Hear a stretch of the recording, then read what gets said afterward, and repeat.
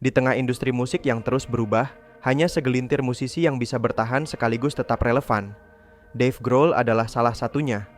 Setelah Nirvana berakhir tragis, banyak yang mengira karirnya ikut berakhir. Tapi Dave justru membuktikan sebaliknya. Ia bangkit sebagai motor utama Foo Fighters dan perlahan membangun pengaruh yang tak kalah kuat dibanding masa lalunya. Bukan hanya sebagai musisi, tapi sebagai simbol dedikasi dan ketekunan dalam dunia musik. Memangnya Dave ngelakuin apa sih supaya tetap relevan? Dan bagaimana seorang musisi bisa menjelma jadi ikon lintas generasi dan juga tetap relevan di tengah perubahan industri musik yang terus bergerak? Hari ini kita akan membahas pengaruh jangka panjang Dave Grohl dan Foo Fighters. Dari panggung ke studio, dari analog ke digital, dari duka mendalam hingga healing lewat musik. Kondisi Dave Grohl pasca Nirvana berakhir. Ketika Kurt Cobain meninggal pada April 1994, dunia musik diguncang secara hebatnya. Nirvana bukan hanya band, mereka adalah suara sebuah generasi, dan kematian Kurt seolah menandai berakhirnya era grunge, yang mendefinisikan awal 90-an. Di tengah duka yang mendalam, banyak yang melupakan bahwa Dave Grohl juga kehilangan bukan hanya rekan satu band, tapi sahabat dekat. Bagi Dave, tragedi itu membuatnya nyaris menyerah pada musik. Ia sempat mempertimbangkan untuk berhenti bermain selamanya. Setelah meninggalnya Kurt, aku bahkan nggak bisa dengerin musik lagi, katanya dalam sebuah wawancara.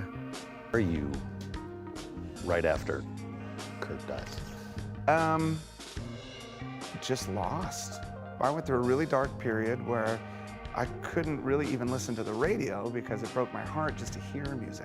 Tapi di balik keheningan itulah, benih perubahan dalam diri Dave mulai tumbuh. Alih-alih mencari band baru atau bergabung dalam proyek lain, Dave justru melakukan sesuatu yang lebih radikal. Ia merekam lagu-lagu ciptaannya sendiri secara diam-diam. Dengan semangat yang membludak, ia memainkan semua instrumen dan merekam 15 lagu hanya dalam beberapa minggu. Hasilnya adalah album debut Foo Fighters tahun 1995, sebuah proyek solo yang awalnya tidak ditujukan untuk jadi serius. Tapi ternyata, lagu-lagu seperti This Is a Call dan Big Me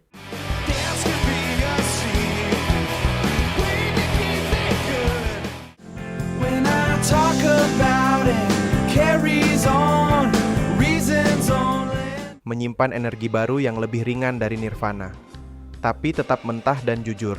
Album itu bukan hanya untuk media pelarian Dave, tapi juga kebangkitan dari semangat bermusiknya yang mulai bertumbuh dan semakin subur.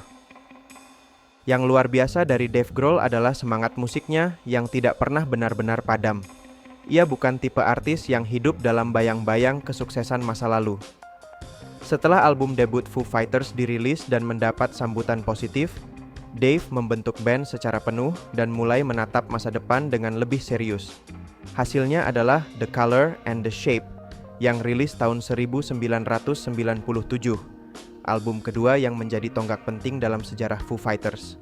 Berbeda dari album pertama yang ia garap sendirian, kali ini Dave bekerja bersama personil tetap. Meski pada akhirnya, ia kembali merekam ulang sebagian besar track drum sendiri karena kurang puas dengan hasil pemain aslinya. Album ini memuat lagu-lagu ikonik seperti Everlong,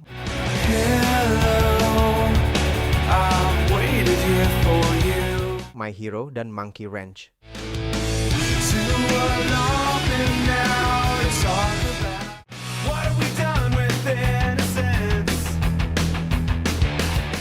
Konsistensi Foo Fighters di era tahun 2000 sampai 2010. Memasuki milenium baru, Foo Fighters terus merilis album baru. Tahun 1999, mereka merilis There Is Nothing Left to Lose, album yang menjadi transisi penting dari energi mentah ke arah sound yang lebih terstruktur. Lagu Learn to Fly menjadi salah satu hit terbesar mereka saat itu.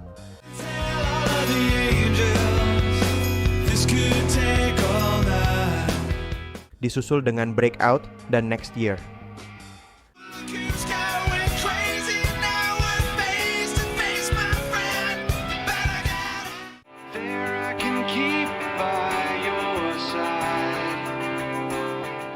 Album ini juga memperlihatkan sisi baru Dave Grohl yang bukan hanya sebagai rocker penuh tenaga, tapi juga penulis lagu yang peka banget.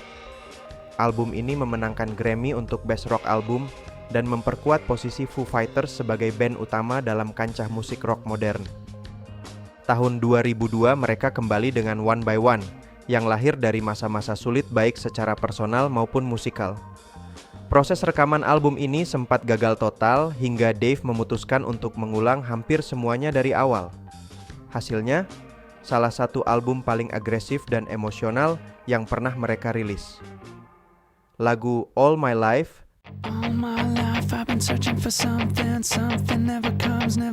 dan Times Like These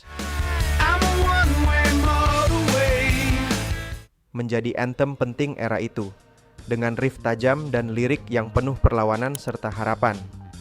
One by One menjadi simbol keteguhan Foo Fighters meski ada konflik, tekanan dan kelelahan, mereka tetap berdiri dan tetap terdengar sangat lantang. Tahun 2005 mereka merilis In Your Honor, album ganda yang berani membagi sisi keras dan sisi lembut dari Foo Fighters. Di satu sisi ada lagu seperti Best of You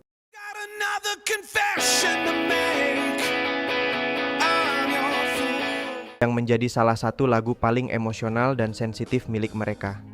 Di sisi lain, ada track akustik seperti Friend of a Friend yang intim dan penuh keheningan.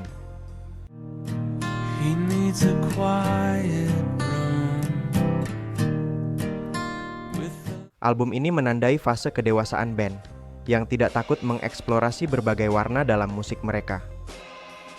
Pada 2007, Echoes, Silence, Patience, and Grace melanjutkan tren ini dengan campuran antara kekuatan dan kelembutan.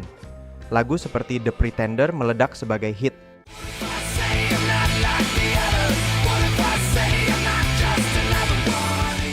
Sementara Long Road to Ruin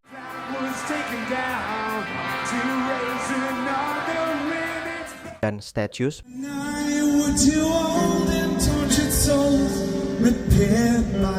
menunjukkan keseimbangan antara agresi dan introspeksi. Foo Fighters yang menghidupkan semangat musik analog.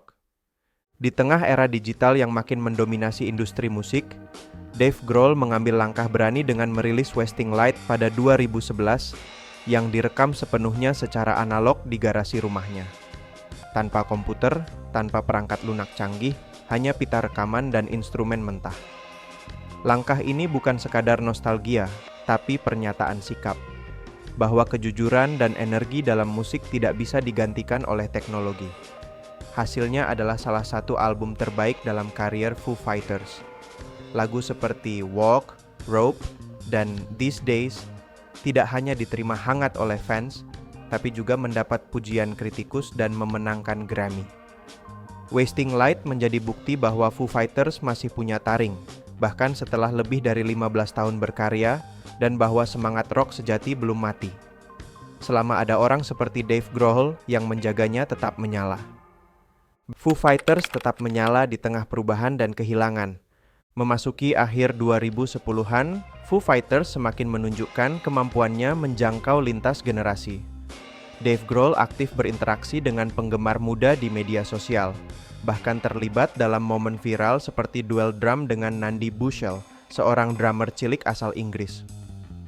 Alih-alih menjaga jarak sebagai legenda rock, Grohl justru membaur dan mendukung musisi muda dengan penuh antusias. Semangat kolaboratif ini juga tercermin di Concrete and Gold tahun 2017, album yang menyatukan kekuatan rock klasik dengan elemen pop dan soul, termasuk kolaborasi tak terduga dengan Justin Timberlake. Foo Fighters membuktikan bahwa mereka bisa tetap relevan tanpa kehilangan jati diri, membuka ruang bagi audiens baru sekaligus mempertahankan basis penggemar setia mereka sejak era 90-an. Namun masa-masa berikutnya tak lepas dari kesedihan mendalam. Pada 2022, Taylor Hawkins, drummer yang menjadi sahabat dan rekan terdekat Dave Grohl, meninggal dunia. Kehilangan ini mengguncang band dan penggemar secara global. Tapi dari duka itu, lahirlah album But Here We Are, yang dirilis tahun 2023, salah satu karya paling jujur dan menyentuh dalam diskografi Foo Fighters. Dave kembali memainkan drum, seperti saat memulai segalanya di tahun 1995, menciptakan album yang penuh luka, refleksi, dan cinta. Lagu-lagu seperti Rescue Me dan Under You menjadi simbol proses penyembuhan dan pengingat bahwa di balik energi panggung yang besar, Foo Fighters adalah manusia yang rapuh namun tetap berjalan. Dalam usianya yang ke-50-an, Dave Grohl tak hanya bertahan di dunia musik. Ia menunjukkan bagaimana tetap tumbuh, berduka, dan menginspirasi. Pengaruh jangka panjang Dave Grohl dan Foo Fighters. Pengaruh jangka panjang Dave Grohl dan Foo Fighters bukan hanya soal lagu-lagu rock yang meledak di radio atau konser stadion yang selalu penuh. Lebih dari itu, mereka adalah simbol ketekunan, evolusi, dan kejujuran dalam musik. Dave Grohl menunjukkan bahwa bahkan setelah kehilangan, kegagalan, dan dunia yang berubah drastis, seseorang bisa terus menciptakan sesuatu yang berarti. Meski tak lepas dari kontroversi pribadi, termasuk kabar menghebohkan soal hubungan di luar pernikahan, Grohl tetap berdiri sebagai figur publik yang, dalam banyak hal, mewakili sisi paling manusiawi dari rock and roll. Tidak sempurna, tapi terus berusaha jujur, bertumbuh, dan bertahan lewat musik. Terima kasih kepada Dave Grohl dan Foo Fighters, serta rest in peace kepada Taylor Hawkins. Karena tanpa kalian, lagu-lagu yang telah menjadi soundtrack di kehidupanku dan kita semua tidak akan ada. Terima kasih telah menonton video ini. Kalau kamu suka dengan video seperti ini, kami juga membahas Kurt Cobain, Oasis, hingga Baskara Putra loh. Bisa kepoin aja channel YouTube Music Odyssey ya.